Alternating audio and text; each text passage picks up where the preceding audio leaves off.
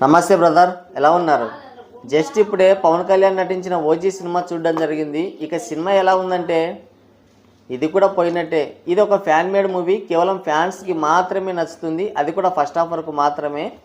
ఈ cinema break even అయ్యే chances అయితే పుష్కలంగా ఉన్నాయి. ఎందుకంటే సోలో రిలీజ్ 1 వీక్ వరకు ఎటువంటి సినిమా పోటీలో లేదు, భారీ టికెట్ హైక్స్ ఉన్నాయి కాబట్టి ఇంకా 10 డేస్ వరకు హాలిడేస్ కూడా ఉన్నాయి కాబట్టి ఖచ్చితంగా ఈ సినిమా బ్రేక్ ఈవెన్ అయ్యే ఛాన్సెస్ అయితే ఉన్నాయి. కానీ ఈ సినిమా అందరికీ నచ్చే సినిమా కాదు, కేవలం ఫ్యాన్స్ కోసం మాత్రమే తీసిన సినిమా ఇది.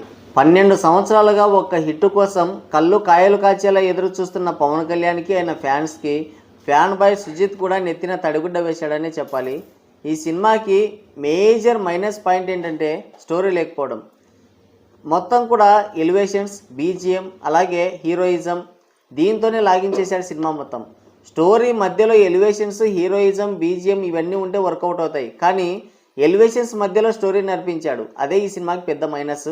అలాగే కేజీఎఫ్, కాంతారా, సలార్, పుష్ప 2 ఇలాంటి ఈ సినిమాల ఫ్లేవర్ అయితే స్పష్టంగా కనిపించింది. మొత్తానికైతే ఫ్యాన్స్ పవన్ కళ్యాణ్ని ఏ విధంగా అయితే చూడాలనుకుంటున్నారో అదే విధంగా ఫ్యాన్స్కి అయితే ప్రజెంట్ చేశాడు పవన్ కళ్యాణ్ని. కానీ న్యూట్రల్ ఆడియన్స్కి, అన్ని వర్గాల ఆడియన్స్ని అలరించే సినిమా అయితే కాదు ఇది. ఇక సినిమా స్టోరీ విషయానికి వస్తే పెద్ద చెప్పుకునే స్టోరీ కాదు, కొత్త స్టోరీ ఎంతకన్నా కాదు. మనం ఇది వరకే చాలాసార్లు చాలా సినిమాల్లో చూసిన స్టోరీనే దాన్ని ఆ విధంగా నెరేట్ చేస్తూ స్టార్టింగ్లో ఒక 10 మినిట్స్ వరకు ఒక జపాన్ బ్యాక్డ్రాప్లో స్టోరీ అయితే తీసుకున్నాడు. అది స్టార్టింగ్ 10 మినిట్స్ చూసినప్పుడు ఏమనిపించిందంటే, అరే సుజిత్ ఏదో కొత్తగా ట్రై చేసాడే అనిపించింది. కానీ 10 నిమిషాల తర్వాత మళ్ళీ రొటీన్ ఫార్మాట్లోకి తీసుకెళ్ళాడు సినిమాని. స్టోరీ మధ్యలో ఎలివేషన్స్ అలాగే బీజిఎం, హీరోయిజం ఇవన్నీ ఉంటే కనుక బాగుంటుంది. కానీ ఈ సినిమాకు వచ్చిన పెద్ద చిక్ ఏంటంటే ఎలివేషన్స్ మధ్యలో స్టోరీ నడిపించాడు. అదే ఈ సినిమాకు వచ్చిన పెద్ద మైనస్. ఈ సినిమా స్టోరీని మనం ఒకసారి సింపుల్గా చెప్పుకుంటే ఈ సినిమా స్టోరీ ఎక్కడ మొదలవుతుందంటే 2వ ప్రపంచ యుద్ధ టైంలో మొదలవుతుంది. అమెరికా వాడు జపాన్లోని హిరోషిమా, నాగసాకి పైన అణుబాంబులు వేసిన తర్వాత జపాన్లోని కొన్ని తెగల వాళ్ళు తమకంటూ ఒక సొంత సైన్యం, బలమైన సైన్యం ఉండాలని చెప్పేసి బలమైన సైన్యాన్ని ఏర్పరచుకుంటుంటారు. వాళ్ళల్లో సమురాయిలు, యాకుజా ఈ 2 తెగల వాళ్ళు చాలా బలమైన తెగలు అన్నమాట. అయితే వాళ్ళిద్దరి మధ్య కూడా, ఆ 2 తెగల మధ్య కూడా ఆధిపత్య పోరు అయితే నడుస్తుంటుంది. ఒకసారి ఈ యాకుజా తెగకు చెందిన వాళ్ళు ఈ సమురాయిల తెగ పైన దాడి చేసి 100 మంది శిష్యుల్లో 99 మందిని అలాగే గురువుని చంపేస్తారు. ఆ మిగిలిన ఒక్కవాడే మన గంభీర. అతను అక్కడ నుంచి తప్పించుకొని ముంబై పోర్టుకు వచ్చేస్తాడు. అక్కడ ఇతనికి ప్రకాష్ రాజ్ పరిచయం అవుతాడు. ఆ తర్వాత వీళ్ళిద్దరు కలిసి ఒక పెద్ద వ్యాపార సామ్రాజ్యాన్ని అయితే నిర్మిస్తారు అక్కడ.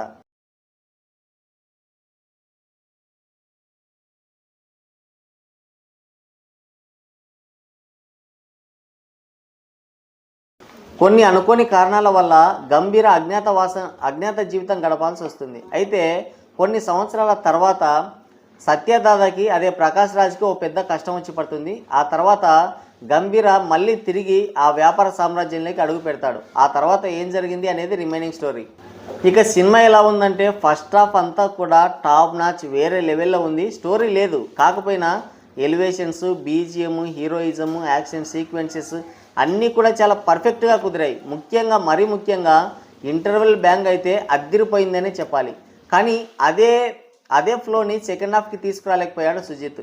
సెకండ్ హాఫ్ గురించి చెప్పుకోవాలంటే దాని గురించి ఎంత తక్కువ మాట్లాడుకుంటే అంత మంచిది. సెకండ్ హాఫ్లో అసలు ఫస్ట్ హాఫ్లోని స్టోరీ మొత్తం అయిపోయిన ఫీలింగ్ కలుగుతుంది. ఎందుకంటే ఫస్ట్ హాఫ్ మొత్తంలో కూడా గంభీర ఎవరు, అతను ఎక్కడి నుంచి వచ్చాడు, ఆ వ్యాపార సామ్రాజ్యాన్ని ఎలా నిర్మించాడు, అతను ఎందుకు అజ్ఞాతంలోకి వెళ్ళాడు, అక్కడ మళ్ళీ తిరిగి తను ఎందుకు వ్యాపార సామ్రాజ్యంలోకి వచ్చాడు అనేది అంతా కూడా చాలా క్లియర్గా ఫస్ట్ హాఫ్లోనే చూపించారు. ఇక సెకండ్ హాఫ్లో చూపించడానికి ఏమీ లేదేమో అన్న ఫీలింగ్ కలుగుతుంది. ఏదో మొత్తం సినిమా మొత్తాన్ని కూడా సాగదీసి వదిలేశారు. మనకి టార్చర్ అనుకోండి. ఇక క్లైమాక్స్ కూడా చాలా భారీగానే ప్లాన్ చేశారు, కానీ అది పెద్దగా పేలలేదు. మొత్తానికైతే ఫస్ట్ హాఫ్ అయితే వేరే లెవెల్లో ఉంది, కానీ సెకండ్ హాఫ్ మాత్రం భారీ దెబ్బతీసిందనే చెప్పాలి. ఫస్ట్ హాఫ్కి సెకండ్ హాఫ్కి డిఫరెన్స్ ఏంటంటే ఫస్ట్ హాఫ్ని చాలా సింపుల్గా నెరేట్ చేశాడు. ఎలివేషన్స్ అలాగే యాక్షన్ సీక్వెన్సెస్ పైన మొత్తం లాగించేశాడు ఫస్ట్ హాఫ్ అంతా కూడా. మధ్యలో ఒక చిన్న లవ్ స్టోరీ ఉంటుంది, కానీ దాన్ని కూడా చాలా సింపుల్గా తెగొట్టేశాడు.